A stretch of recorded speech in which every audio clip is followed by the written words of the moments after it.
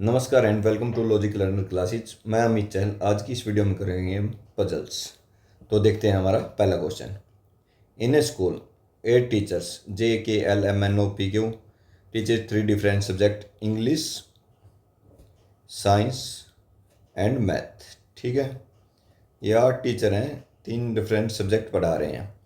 जे teach और हर teacher एक subject पढ़ा रहा है। J teachers a subject with only 2 other teachers, यानी जे के साथ 2 हैं, यानी जे को मिला के टोटल 3 होंगे।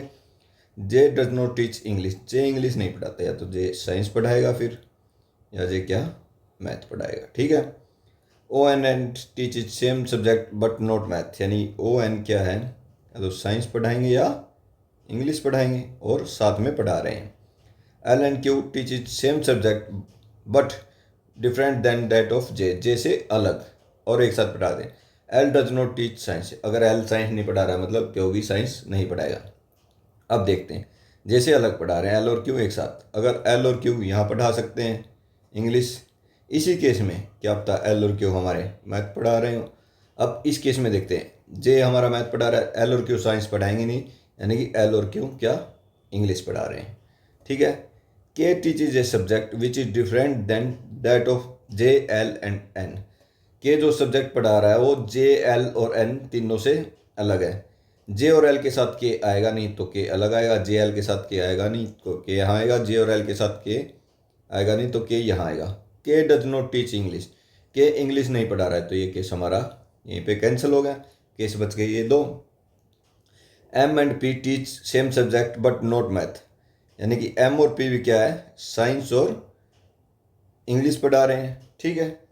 अब देखते हैं दोनों केस। और M and Q teach different subject, M और क्यू डिफरेंट, यानी कि दोनों केस में क्यू हमारा इंग्लिश पढ़ा रहा है तो एम वहाँ पे जाएगा नहीं, यानी कि इंग्लिश का भी एम और पी का केस खत्म हो गया, यानी कि एम और पी क्या पढ़ा रहे हैं, हमारा साइंस।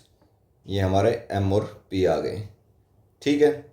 अब देखो, ये एम और पी हो गए। ओ और एन साइंस और इंग्लिश में से एक सब्जेक्ट पढ़ा रहे हैं। ठीक है, मैथ पढ़ा नहीं रहे, लेकिन जे के साथ इन्होंने बोला था कि 2 लोग पढ़ा रहे हैं, तो यहाँ पे तो वो आना पॉसिबल हुआ ही नहीं, क्योंकि ओ एन या तो साइंस में जाएंगे या इंग्लिश में जाएंगे। ठीक है, तो ये केस हमारा क्या हो जाएगा, कैंसिल हो जाएगा। अब देखो, ओ एन या तो साइंस पढ़ा रहे हैं या इंग्लिश पढ़ा रहे हैं, यहाँ साइंस में पॉसिबिलिटी बनेगी नहीं, क्योंकि बोला था जे के साथ सिर्फ 2 लोग पढ़ा रहे हैं, यानी कि ओ एन हमारे क्या पढ़ा रहे हैं, इंग्लिश पढ़ा रहे हैं। ठीक है, तो इस तरह ये हमारा केस हो जाएगा। ये 4, 3, 7 और 8% हमारे फिक्स हो गए हैं। तो इस पे देखते हैं इन्होंने क्या क्वेश्चन पूछा है। Who among the following teacher teaches same subject as that of M, M के साथ कौन सा ऐसा जो टीचर है जो एम पढ़ा रहा है वही पढ़ा रहा है। तो देखते हैं जे और पी, हमारे ऑप्शन में क्या है, एन नहीं पढ़ा रहा है, एल नहीं, ओ नहीं, जे पढ़ा रहा है, के नहीं, तो हमारा ऑप्शन क्या हो जाएगा, जे। ठीक है, ये एक पजल थी। अब इसी टाइप की एक और पजल हम करते हैं। Second question,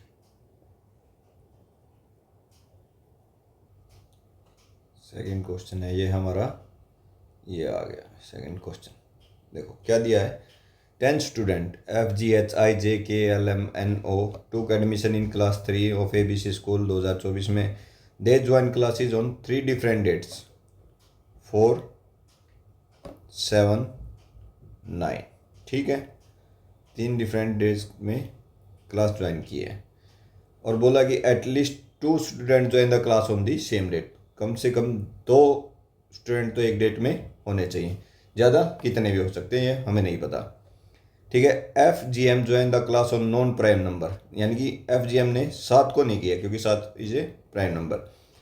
GM join the class on the same date but not with F। ठीक है, क्या पता F ने यहाँ की है तो GM ने यहाँ की होगी, हो सकता है GM ने यहाँ की हो, F ने यहाँ क्योंकि की होगी, क्योंकि इन्होंने एक साथ नहीं की है। ठीक है, लेकिन की है नॉन प्राइम नंबर को। ठीक है, ये हो गए हमारे 2 case. HL join the class on the same date but they join just before K। ठीक है, K and F join the class on different dates. ठीक है, K और F ने एक साथ नहीं किए, तो उन्होंने बोल दिया H और L ने जस्ट बिफोर K। मैं ये ले लेता हूँ कि अब तक K ने 7 तारीख को की हो, पहले केस में।